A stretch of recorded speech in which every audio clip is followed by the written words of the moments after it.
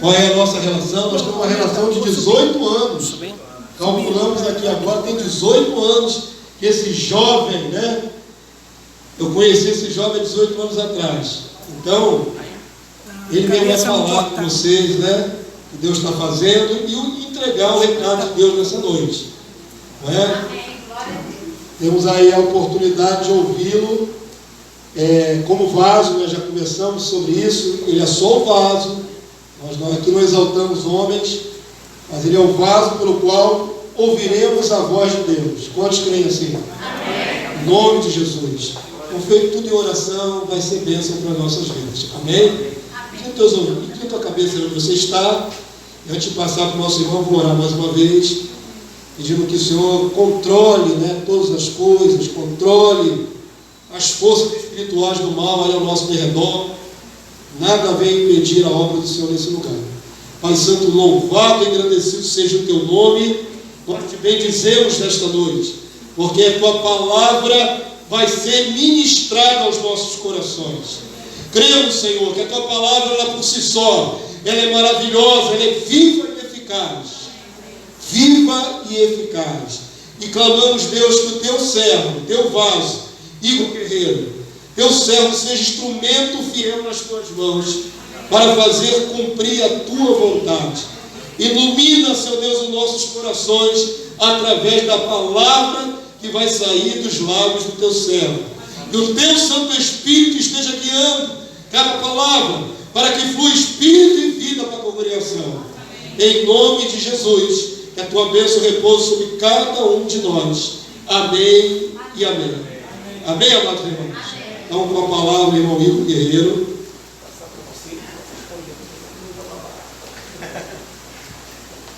Amém. A paz, boa noite. Fico até meio confuso, porque cada igreja eu faço a apresentação diferente. Uma eu saúdo a igreja com a santa e gloriosa paz do Senhor. Outros a paz do Senhor. Outros boa noite, irmão. Cada igreja tem um jeito diferente, né? A gente acaba se adaptando para que o evangelho venha a ser pregado. Eu conheço o pastor Damaso desde 2002. Fazem exatamente 18 anos que eu tenho acesso ao evangelho do reino de Deus. Mas eu já sou cristão desde pequeno, me batizei com 12 anos de idade. Meu avô era pastor, minha mãe teóloga, mas o meu encontro realmente com o evangelho revelado foi em 2002. E de lá para cá eu nunca mais deixei de abraçar essa palavra. Ela está viva no meu coração. Aleluia. Né? Eu me lembro que eu chegava lá na freguesia e falava: pastor, o que é isso? O que é o verbo? Verbo não. Verbo é para masculinizar, é palavra. Eu não esqueço dos momentos que nós estivemos juntos, né? Mas a palavra não apenas ficou em mim, mas pode ter certeza, pastor, que centenas de pessoas já foram alcançadas com essa palavra. Eu sou apenas uma pequena extensão do seu trabalho, tá? Que não é o seu trabalho, é o Senhor trabalhando através da sua vida, né? E assim é comigo e assim é com cada um de vocês. Todos nós temos esse chamado de fazer discípulos, tá? Não é uma exclusividade nem minha, nem do pastor. Eu não sou pastor, então você também pode fazer isso. A palavra foi dada a você para que você também semeie no coração de outras pessoas. E eu quero compartilhar com vocês algo que está lá em Gênesis. Eu vou ler um texto pequeno porque eu vou falar acerca da vida de José. Está lá em Gênesis capítulo 39. Gênesis capítulo 39. Está facinho, né?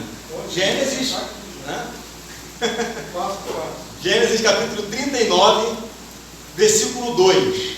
Só essa primeira partezinha aqui, tá? Diz assim: e o Senhor estava com José. Somente isso.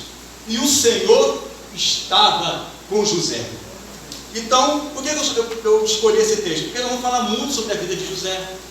Então, o texto base é que o Senhor estava com José. O tempo inteiro, o Senhor estava com José. E eu me identifico muito com a vida de José. Se você for ler no capítulo 37 de Gênesis em diante, que é onde vai falar acerca de José, você vai ver que a vida dele realmente começa a partir dos 17 anos de idade, um jovenzinho, um garoto, né? Com 17 anos, Deus começa a mostrar para José qual era o propósito da vida dele, qual era o chamado da vida dele, o porquê que ele tinha nascido, com 17 anos. Eu fico feliz que quando eu olho para a vida de José, claro que muito longe de ser José, mas eu me identifico um pouquinho com José, né? E eu observo que Deus também, ele mostrou na minha vida o chamado quando eu ainda era garoto. Eu me lembro quando eu tinha 16 anos de idade, por aí, Deus tinha me dado um sonho. Eu nem tinha conhecimento ainda do Evangelho, nem nada disso. Deus tinha me dado um sonho e eu sonhava que eu estava caminhando. E no meio dessa caminhada começou a chover muito forte.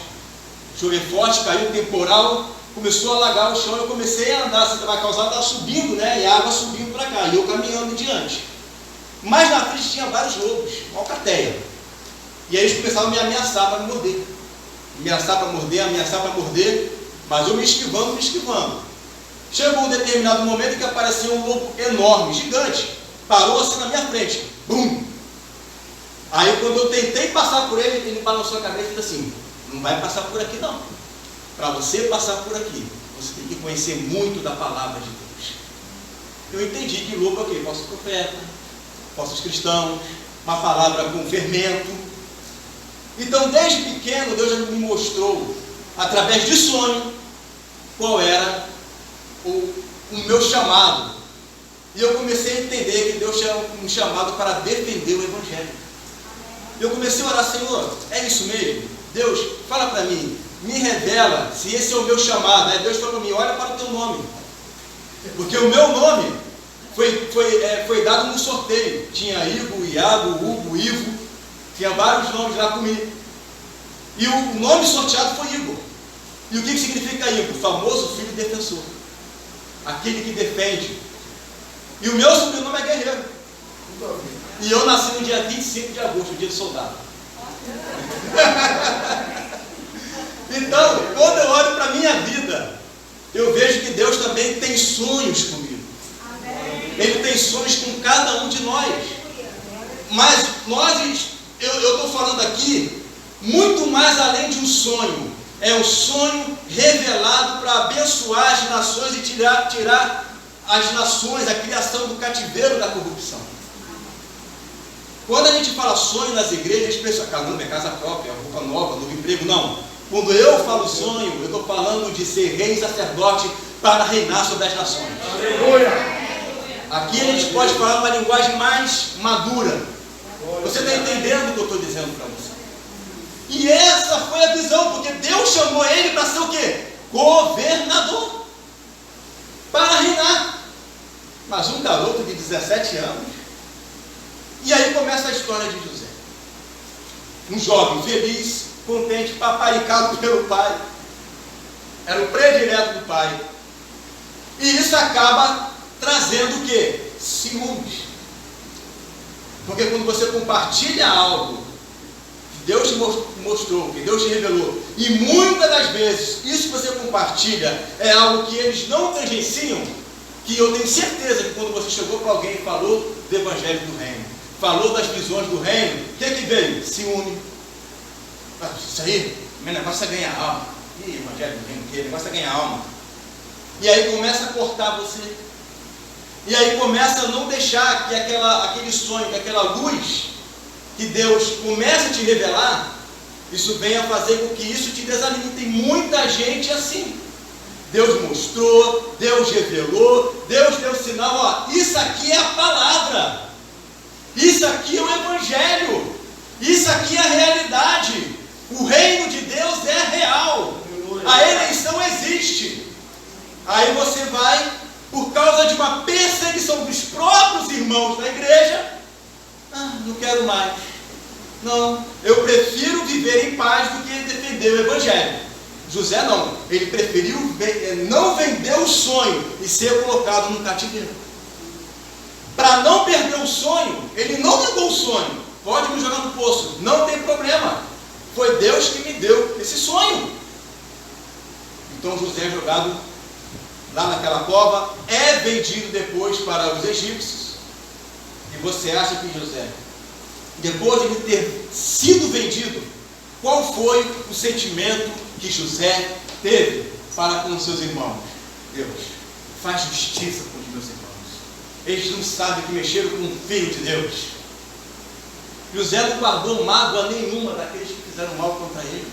Gente, pessoas da própria família venderam José. Você sabe o que é isso? Olha que rejeição. Ele tinha tudo para ser um camarada mais oprimido, mesmo com as revelações que Deus tinha dado para ele. Porque não é porque você recebeu a revelação que você vai deixar de ser perseguido, e que Deus não vai permitir que pessoas, como aconteceu com o apóstolo Paulo, o que ele fala em Gálatas 2? Por causa de falsos irmãos, não venha se levantar pessoas para tentar fazer minar o sonho que Deus deu para você. Mas se você se mantiver de pé, como José, você vai ser aquele que vai ser o melhor em tudo que você fizer. Amém. E estava lá José aonde? No Egito, no meio de uma cultura politeísta. Aí você sabe o que José fez? Você acha que José olhou lá para Potifar e falou assim: Potifar, ele disse aí é politeísta. Eu não sirvo a um Deus único. Olha só, Potifar, vou te contar uma história. Mas comigo não, hein? Ó, o meu bisavô foram mexer com a esposa dele. Olha o que aconteceu, viu? Ele não saiu julgando os outros. José não saiu falando mal. O seu Deus aí é heresia, isso é heresia. Deus deu um espírito de graça na vida de José. Até os inimigos passaram a gostar de José. E às vezes, nós com a revelação, nós que temos o Evangelho revelado para nós, começamos a julgar aqueles que estão lá fora como se fossem menores e que não merecessem do amor de Deus. José não fez nada disso, ele não fez acepção de pessoas. Potifar servia o falso Deus? Servia, mas ele não deixou de chamar Potifar de meu Senhor. Ou seja, mesmo Potifar no erro, mesmo Potifar estando adorando falsos deuses, José se submeteu a uma autoridade. José não foi contra a autoridade. José não saiu falando mal de Potifar. Muito pelo contrário, José procurou ser exemplo em tudo que ele fazia. E Deus abençoava Potifar, porque ele amava José. É isso que está escrito. Por causa do testemunho de José, Potifar foi abençoado. Por causa de um filho de Deus, a criação está sendo abençoada. Porque José não está olhando ali: eu sou crente, esse cara não é crente.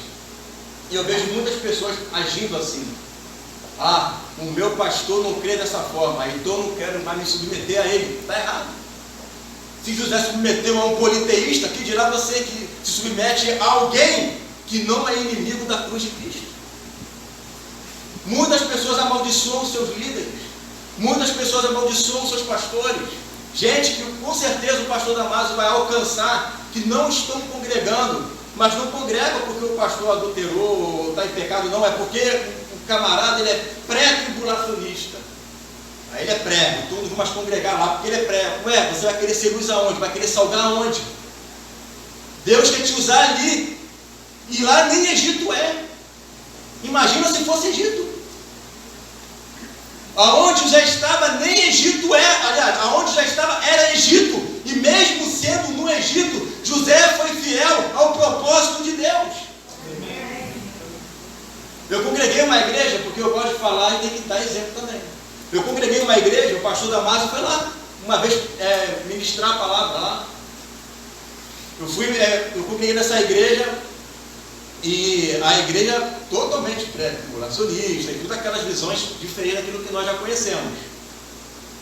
Mas eu sempre orei, quando li as passagens aqui de Gênesis, falei: Senhor, me dê graça, me dê um espírito excelente, igual o Senhor dava para Daniel, no meio da Babilônia. Ele não negou o que ele cria, mas as pessoas tinham prazer de estar perto dele. Me dá esse espírito, Senhor.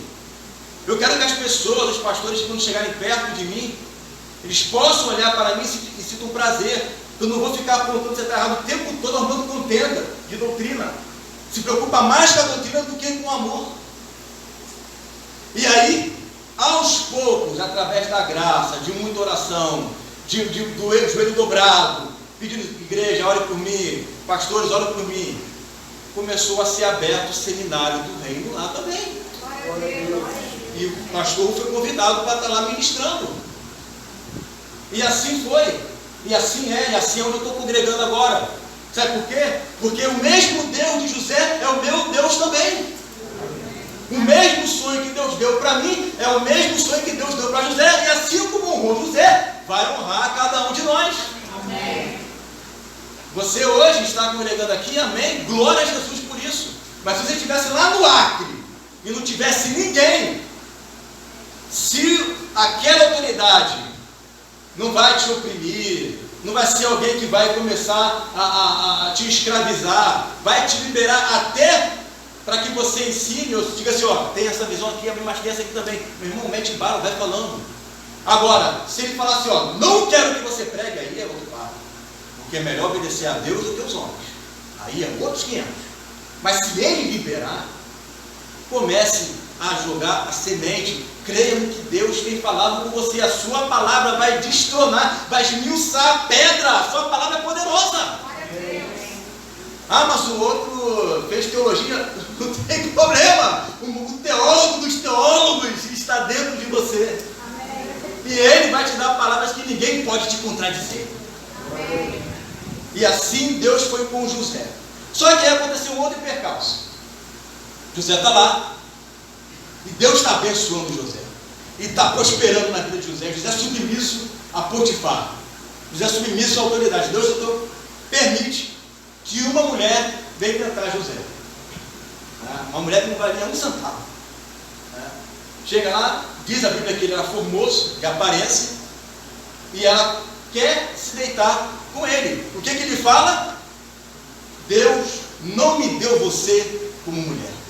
Ou seja, Deus, ele fala assim, pecaria eu contra Deus e meus pais? Ou seja, ele não se esqueceu de nada do que o pai dele tinha ensinado para ele. No meio do Egito, ele não perdeu uma vírgula do que os pais dele tinham ensinado para ele. Então a pessoa pode estar até congregando uma igreja que não tem a mesma visão do que ele, mas ele não vai negar aquilo que Deus tem revelado para ele. E ele então se mantém fiel ao que Deus fez para ele. Você acha que aconteceu o quê?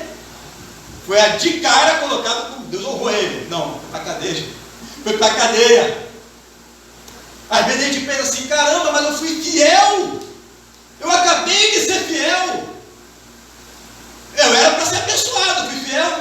É justamente por você ser fiel, é que muitas das vezes você vai padecer mais necessidade para que Deus abra portas em lugares diferentes para você. E assim foi com ele. Eu me lembro também que há uns 3 anos atrás eu estava numa situação em que eu estava noivo de uma menina que não era daqui, era dos Estados Unidos. E ela no início, né, parecia uma menina de Deus, cristã e tal, mas aí depois eu comecei a ver que não era mais ou menos assim. Só que eu estava envolvido com ela. E eu poderia estar hoje lá com ela nos Estados Unidos, uma boa.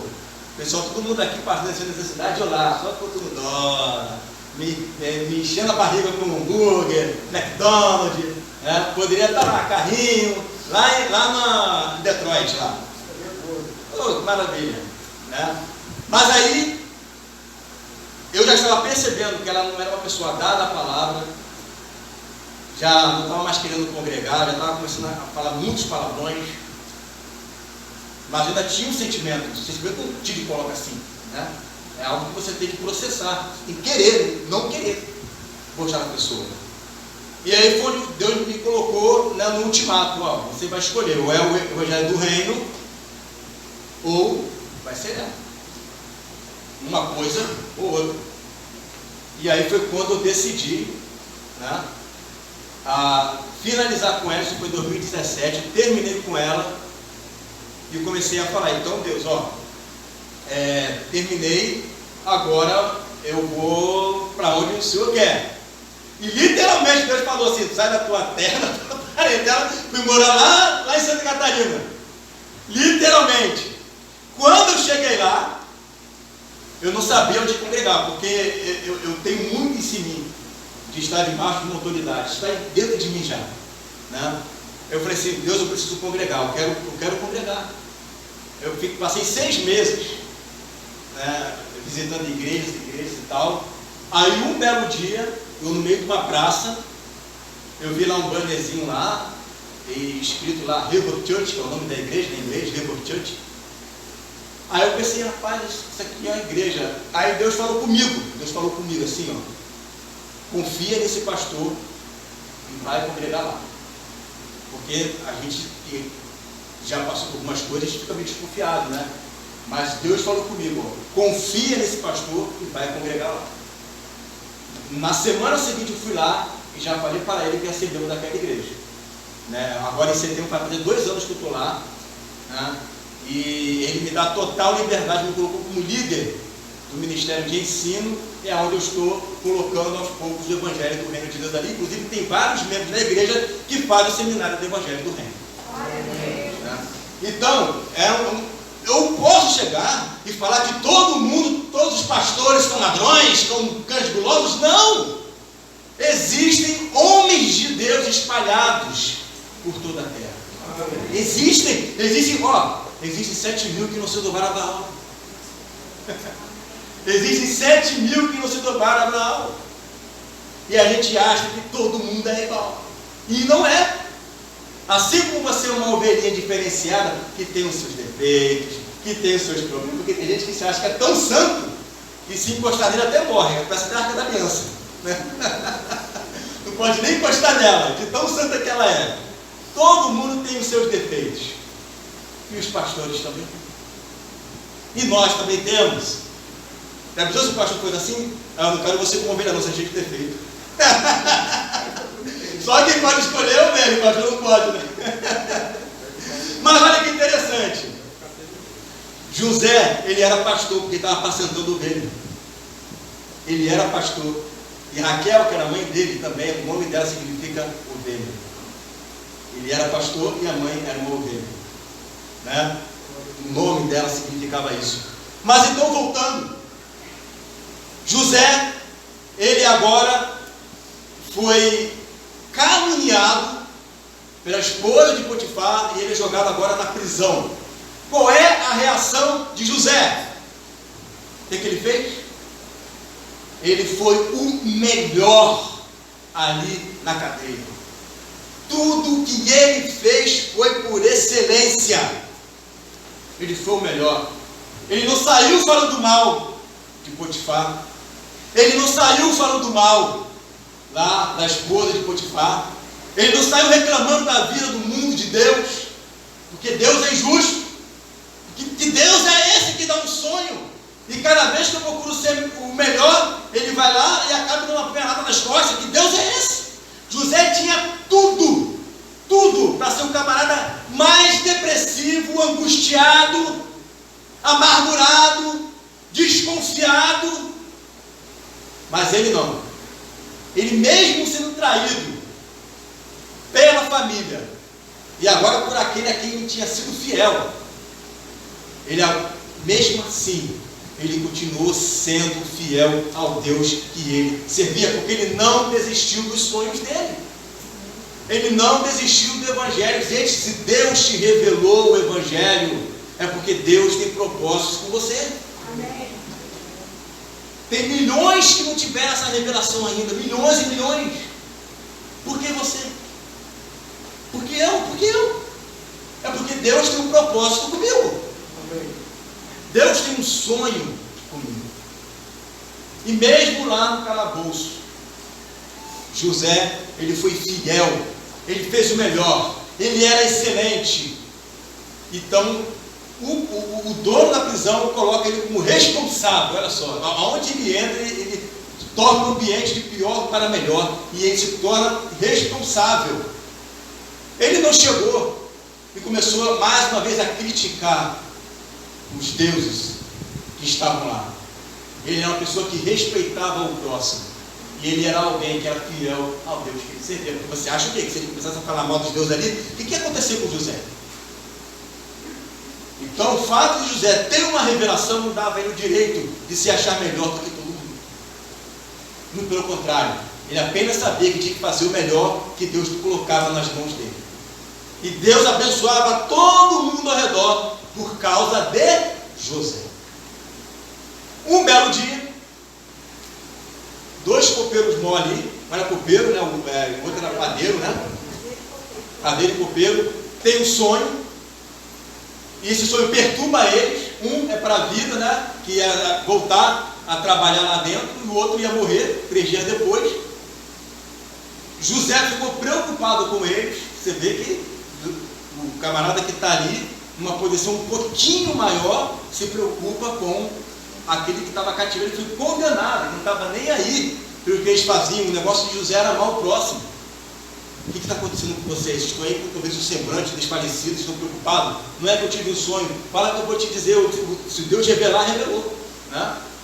E aí José revela o sonho de um, revela o sonho do outro,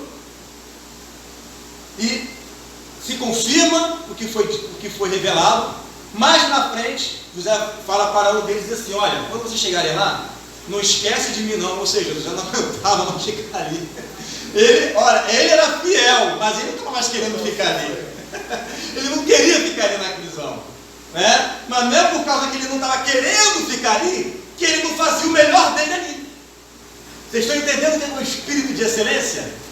Né? Eu não quero ficar aqui, mas já que Deus me colocou aqui, então eu vou dar o meu melhor.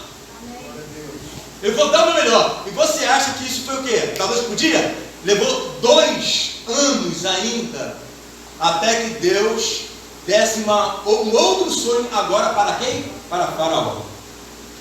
E aí quando Deus começa a revelar a Faraó os sonhos que conhece, das 7 vacas gordas, 7 vacas magras, 7 anos de fartura, 7 anos de escassez.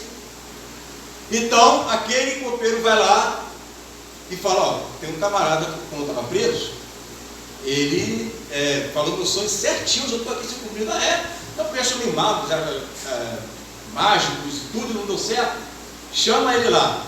Fez a barba, arrumou, trocou as roupas dele, foi na frente lá do Faraó. O sonho é esse aqui. Imagina a pressão. O sonho é esse aqui. Você pode responder? Não sou eu, não depende de mim, Faraó, depende de Deus. É Ele que vai revelar. E aqui eu entendo uma outra coisa. As revelações que você tem não é porque você é bom, não é porque você é melhor, porque Deus te deu. Eu sempre falo isso nas minhas pregações. Sempre 90%, né? Gente, o que eu sei aqui, existe alguém que me ensinou. Eu falo o nome, tem o pastor Cláudio lá de São Gonçalo, tem o pastor Damaso, tem o pastor Acélio. 95% é tudo que eu aprendi. Hoje eu não cheguei a ler a Bíblia, fala Deus. 4 dimensões do reino. Não foi assim. Não foi assim que Deus mostrou para mim. Deus, Ele me revelou, mas por meio de alguém. Não existe entre nós, o que a Bíblia fala em Filipenses 2? Cada um considere o próximo superior a si mesmo. Então, olha a humildade de José. A humildade de José faz com que Deus ainda derrame mais sobre a vida dele. Amém. A humildade de José faz com que José seja um homem sobremodo excelente. Então, quando você tiver algo e que Deus te deu, não atribui a você isto. Atribui ao Deus que te deu por intermédio de alguém. Aí, andando nesse espírito, Deus vai ser sobre a sua vida também. E aí ele vai lá, revela o sonho. O que Faraó faz? Coloca ele como o segundo governador do Egito. Muda o nome dele para Zaphenath Paneah. Ou seja, olha que interessante a vida de José. José está no meio do Egito, não tem mais nome de José. Está vestido como egípcio, cabelo de egípcio, né? Fala egípcio. Está lá no meio do Egito, está submisso a um faraó, que todos nós sabemos que faraó era como se fosse um deus naquela época, mas ele não perde os seus valores em relação ao Deus único dos seus pais. Muitos de nós, por muito pouco, a gente deixa de servir né, à igreja, aos pastores, unicamente porque ele não crê em um ponto da doutrina que a gente compartilha. E José, ele está ali focado no que Deus tem para ele. José não está preocupado. Ele está preocupado com o quê? Ele está preocupado com o propósito. Aonde eu estou congregando, eu estou preocupado com o meu propósito. Aonde você está agora, você que está vendo aí no YouTube, você está aí porque Deus tem um propósito com você. Preocupe-se com o seu sonho. Preocupe-se com o sonho que Deus colocou no seu coração. Esquece o faraó. Faraó é só um instrumento de Deus para te abençoar. É só um instrumento. E olha que interessante. Está lá José, agora como o segundo governador do Egito, e recebeu como esposa um filho de um sacerdote egípcio. Ele está igual Paulo, fiz-me fraco, ganhei os fracos. Totalmente travestido de egípcio. Está lá José, e sendo uma bênção, começa a vir as profecias. Chega fome na terra. Só voltando um pouquinho, antes disso ele tem 2 filhos, que é Manassés e Efraim, que significa esquecimento frutífero, prosperidade. Ou seja, eu me esqueço das coisas ruins e vou prosseguir para aquilo que é próspero. Às vezes a gente fica muito pensativo com as coisas que aconteceram conosco no passado. José não ficou guardando mágoa, José não ficou guardando rancor, José não ficou falando mal dos irmãos, porque José poderia chegar agora e falar assim: Potifar, você tem uma esposa, Potifar, que não é fácil, hein? Agora, você já viu quantos paus faz uma canoa, hein? Eu sou o segundo governador do Egito, hein? Eu vou pegar você, sua esposa, vou botar tudo no calabouço, porque eu sou filho de você. José liberou perdão para Potifar. Vem os filhos de Jacó, porque eles estavam com fome. A terra estava tendo uma grande seca. Quando José olha para eles, eles reconhecem os seus irmãos.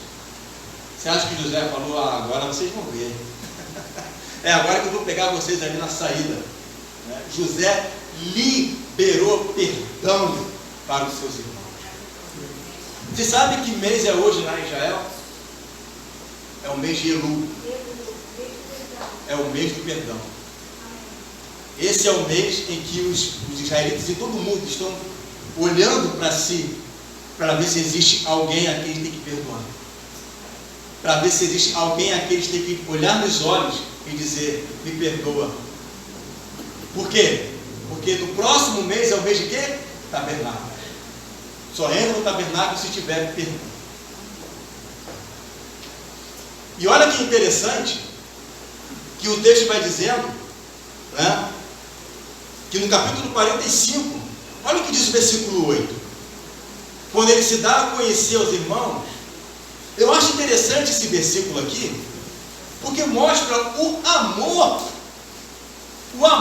que José tem por Faraó.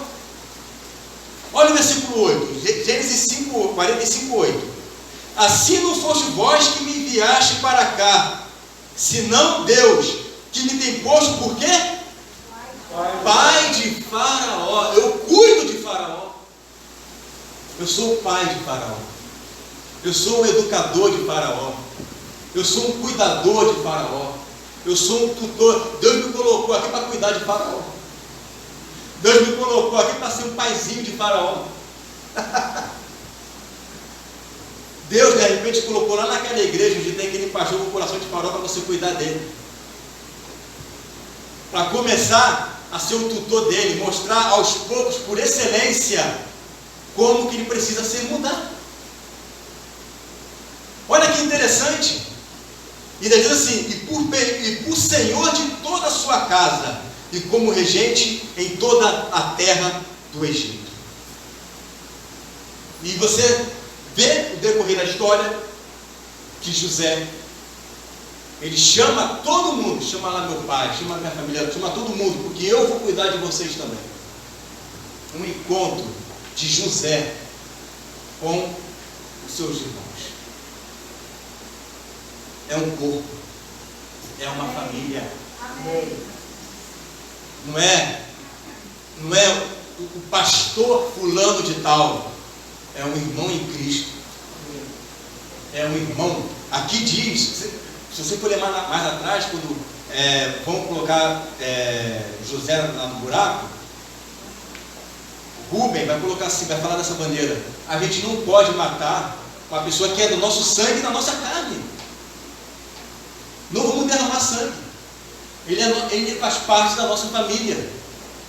Quando você fala mal da igreja, você está falando mal de você mesmo. Porque você é a igreja. Não tem duas igrejas.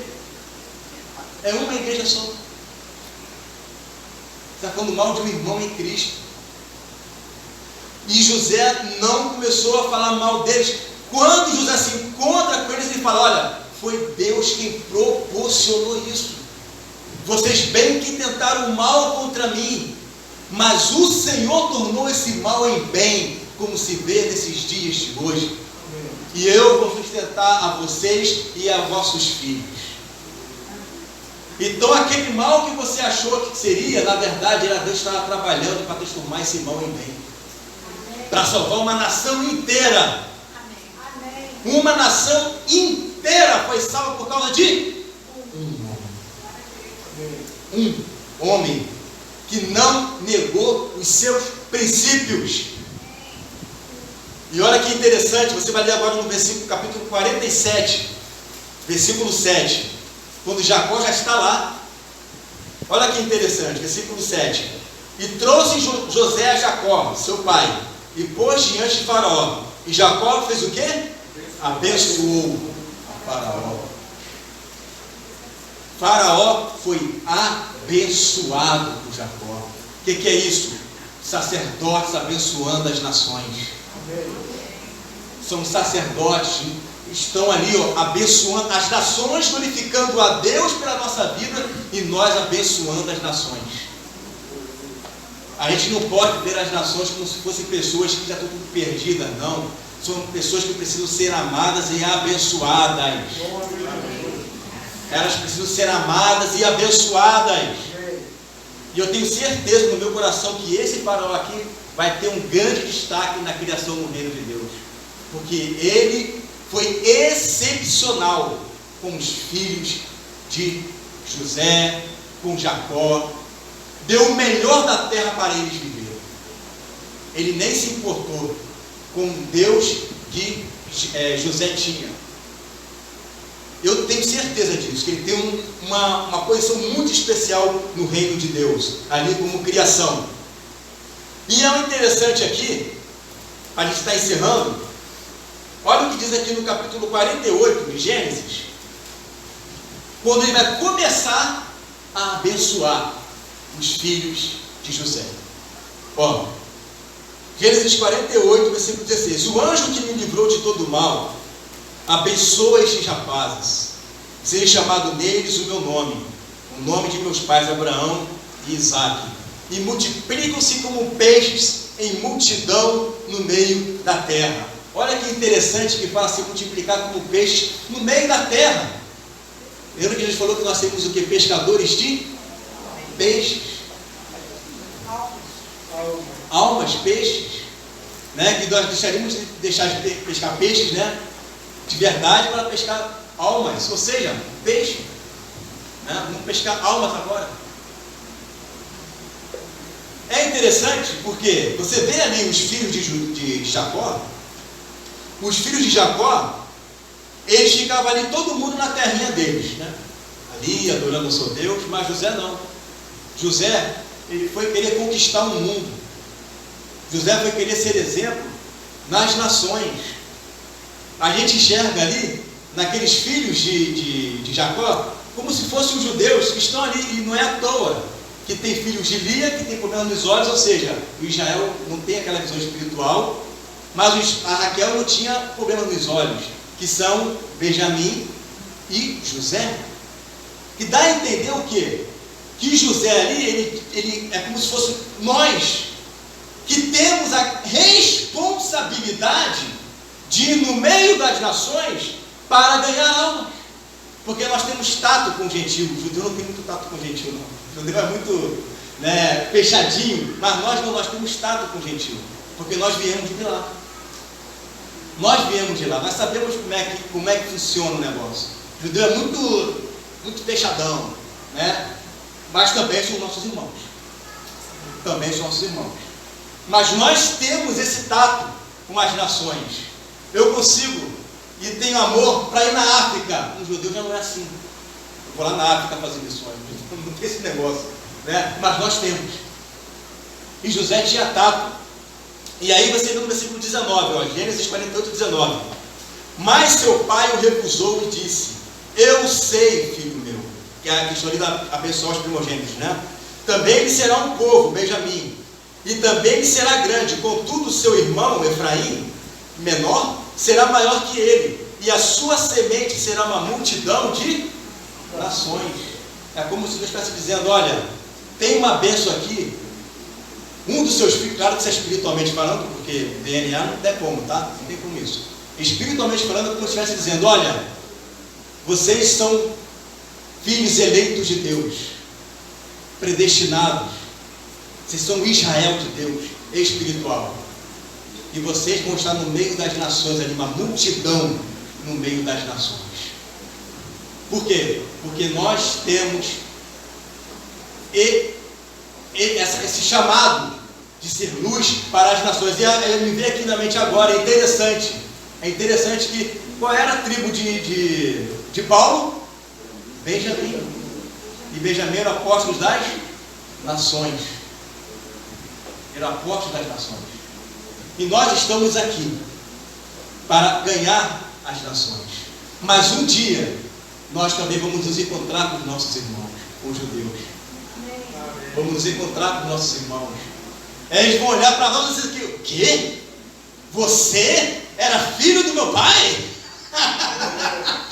Vocês eram filho do meu pai? Sim, somos. Nós estamos aqui adorando há maior tempão. Vocês nem sabiam de nada. Vocês nem sabiam de nada. Estamos aqui adorando, estamos aqui servindo. Mas é como diz o texto, que a alma de Jacó estava presa à alma de José. A nossa alma também está presa aos nossos irmãos de Deus. Amém. Tudo tem que ser feito junto, o arrebatamento é junto, a ressurreição é junto, é tudo junto. Glória a Deus. É tudo junto. Agora, para fechar, abra aqui em Ezequiel capítulo 37. Ezequiel capítulo 37. Olha que texto interessante, que é um texto que vai falar sobre ressurreição. É um texto que vai falar sobre ressurreição. Vai falar ali sobre o vale dos ossos secos, mas depois ele vai falar sobre ressurreição. Olha o que diz Ezequiel 37, versículo 19. Ezequiel 37, 19. E tu lhes dirás: assim diz o Senhor Jeová, eis que eu tomarei a vara de José. Quem é a vara de José? Efraim, multidão entre as nações, que esteve na mão de Efraim, e as das tribos de Israel, suas companheiras, e as ajuntarei à vara de Judá, e farei delas uma só vara, uma só, e elas se farão uma só na minha mão. E os pedaços de madeira sobre que houve escrito estarão na tua mão perante os olhos deles. E diz: pois assim diz o Senhor Jeová, eis que eu tomarei os filhos de Israel entre as nações, filhos de Israel entre as nações, para onde eles foram, e os congregarei de todas as partes, e os levarei à sua terra, e deles farei uma nação na terra, nos montes de Israel, e um rei será sobre todos eles, e nunca mais serão duas nações. Nunca mais. Isso já começou a acontecer, porque Deus dos dois povos fez um só, e vai glorificar ex-gentios. E nós vamos ser um em Cristo para sempre. E o que vai acontecer?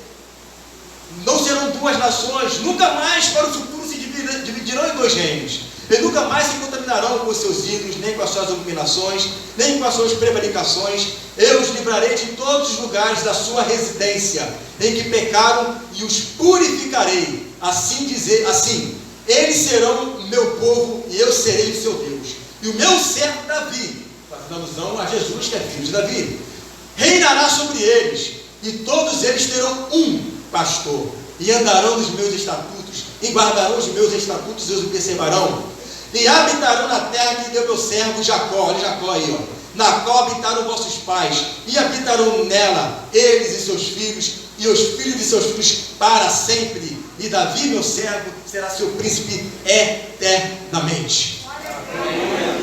Depois do perdão, tem tabernáculos. Tem a habitação de Deus com os homens. A rejeição deles trouxe salvação para nós, mas a reconciliação deles com Deus vai ser a ressurreição deles. Aleluia! Mas antes da gente liberar o perdão,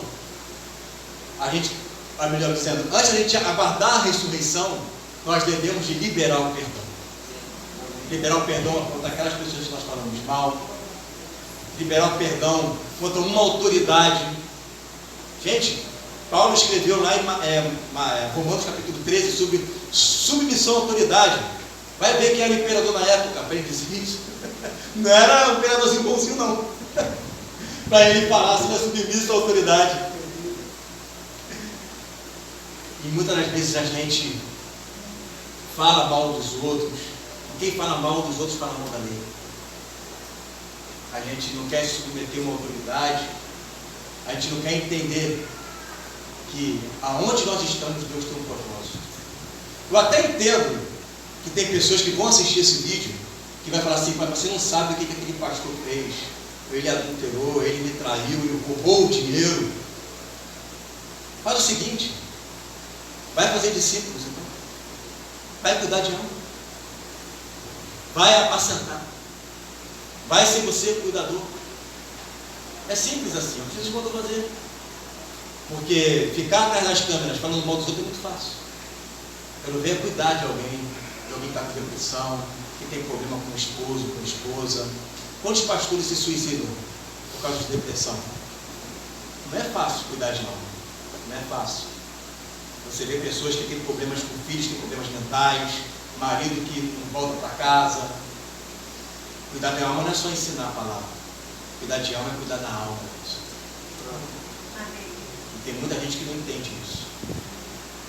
Era uma pessoa ferida, mas ao invés de buscar a cura, ela quer jogar as feridas dela para que outros repliquem essas feridas. Está errado. Está errado. Aí você está curando artificialmente a ferida. Mas lá em Gênesis, de Gileade vieram mercadores, mas hoje de Gileade virá um bálsamo que vai curar o nosso coração. Amém. Vamos ficar de pé para nós orarmos.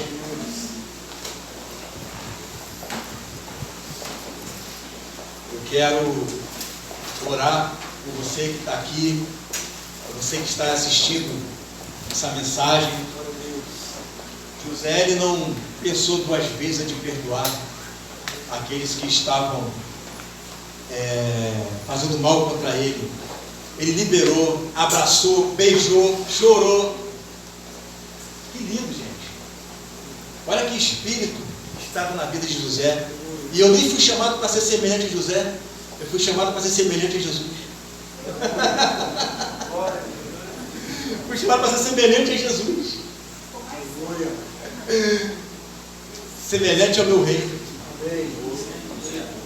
Então, vamos aproveitar que nós já estamos no ambiente espiritual, que é no mês de Elul, no mês do perdão.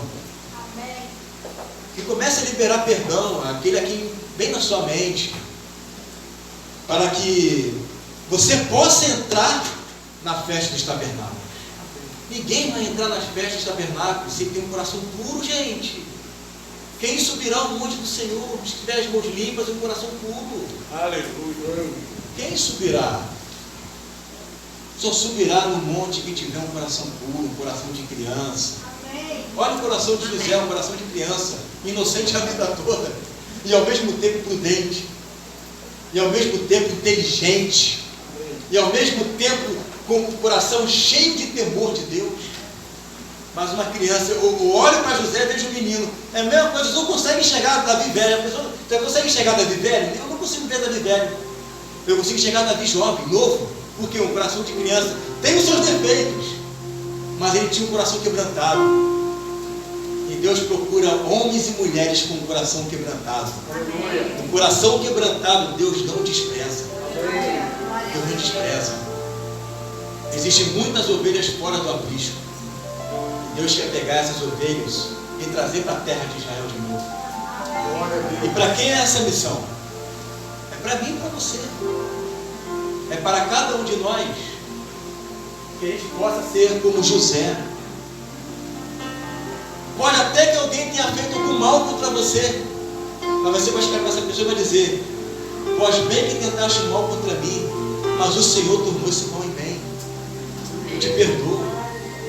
Eu libero o perdão para você. O perdão está liberado. Olha quanta coisa boa Deus fez no Egito. Uma família inteira foi salva, uma nação, e 2 nações foram salvas ali. Vai ler depois lá em Isaías, capítulo 29. Existe uma bênção especial sobre o Egito, sobre a Síria. Deus não despreza as nações, não. Deus, Ele ama as nações. Deus, Ele tem um amor, um carinho tão grande para as nações, que dirá nós um para com os outros. Nós estamos aqui é para isso, é para amar um ao outro.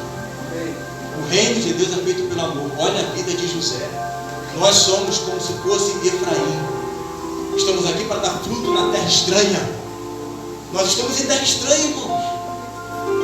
Nós somos peregrinos e forasteiros. Nosso reino não é deste mundo, mas é neste mundo que nós vamos dar fruto. Vamos ser frutíferos aqui. Vamos ser excelentes. Vamos ser exemplo. E aquele pastor que nem crê como você crê, vai ver graça de Deus sobre a sua vida. Vai colocar você como segundo da igreja. E você vai ser o pastor. Ele que pensa que ele vai ser o pastor, você vai ser o pastor dele. Faraó achava que era o faraó de José, negativo. Não era. Ele que era o pai de Faraó. Ele que cuidava de Faraó. Faraó servia lá a Osíris, a Mitra, ao Deus Sol. Mas José tinha um carinho por ele. José cuidava dele. Não, um dia você ainda vai servir ao Deus vivo. Um dia você ainda vai servir ao Deus que eu sirvo. Um dia você vai ser bênção para as nações. É dessa maneira que nós temos que ver as pessoas, irmãos, com os olhos de Deus. A pessoa pode até consentir com a morte do outro, como foi Saulo, mas Deus pode transformar Saulo num grande missionário. Nós temos que olhar para as pessoas como Deus vê, não como o homem vê. Quem era José? Um pastor. Quem era Davi? Um pastor. Um pastorzinho de animal. Não era ninguém. Quem era Gideão? Não era ninguém. Quem era eu? Pode sair alguma coisa boa de São Gonçalo? Pode sair alguma coisa boa do Columandê? Quem sou eu? Somos pequenos aos olhos do homem, mas somos gigantes aos olhos de Deus. Senhor, eu oro para que a tua igreja ela venha a receber essa palavra de bom grado. Amém. Nós somos sacerdotes, estamos aqui para abençoar as nações. Estamos aqui para sermos como José. Pode falar mal contra mim, pode me trair. É o que Paulo falou. Mesmo que vocês não me amem, eu cada vez mais vou amá-los. Eu tenho que ser devedor do amor. É com isso que me preocupo. É em amar o próximo. Claro que falaremos a verdade quando tem que ser dito. Claro que nós vamos corrigir quando tem que ser corrigido. Mas tudo tem que ser feito em amor. Amém. Em amor. Amai a vossos inimigos. Bendizei os que vos maldizem. Orai pelos que vos maltratam e vos perseguem. Fazei o bem àqueles que vos odeiam. Obrigado, Senhor, por esse amor que nos conquistou. É o que Paulo falou: o amor de Cristo nos constrange. julgando nós assim, porque um morreu por todos, e logo todos morreram, para que os que vivem não vivam mais para si, mas para aquele que por eles morreu e ressuscitou. Em nome de Jesus. Eu oro em nome de Jesus. É em nome de Jesus. O nome que está acima sobre todo nome. É sobre este nome que eu oro. E tudo que pedimos, o teu nome será feito, será realizado. É em teu nome, Jesus. É em teu nome que haja unidade. Que haja unidade no corpo de Cristo. Que haja unidade na igreja. Ajude os pastores, Senhor, da África, da Ásia, que estão chorando morte dos seus membros, das ovelhas. Ajude os pastores, Senhor. Ajude os irmãos, os membros, que muitas das vezes são injustiçados. Cure, Senhor, o coração dessas pessoas. Cure o coração dessas almas. Que quando elas falarem, sejam palavras para abençoar. Sejam palavras de fé. Sejam palavras de otimismo. Sejam palavras de luz. Amém. Que sejam palavras que sejam para construir, para edificar. Amém. Palavras que sejam para a bênção do corpo de Cristo. Amém. Em nome de Jesus, Senhor. Amém. E amém. Glória a Deus. Glória a Deus. Glória a Deus. Aleluia. Você foi abençoado com a palavra de Deus. E a multiforme sabedoria de Deus é revelada na igreja. Não é? Então a igreja é o veículo pelo qual Deus se manifesta ao mundo. Você faz parte disso. Amém? Você pode dizer isso? Eu faço parte da manifestação de Deus para todos os homens. Amém? Eu tenho certeza que na multidão, né, de ensinos que foi contido nessa palavra, vários ensinos para serem aplicados na nossa vida. Amém? Vários ensinos. Mas eu particularmente guardei muito profundamente essa questão da irmandade. A irmandade que quebra paradigma, que quebra barreiras.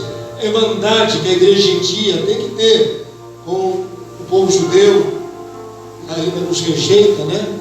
Ainda nos rejeita. A irmandade que constrói, a irmandade que ama. A irmandade foi que eu mais absorvi de tudo que o vaso, o homem de Deus, entregou aqui.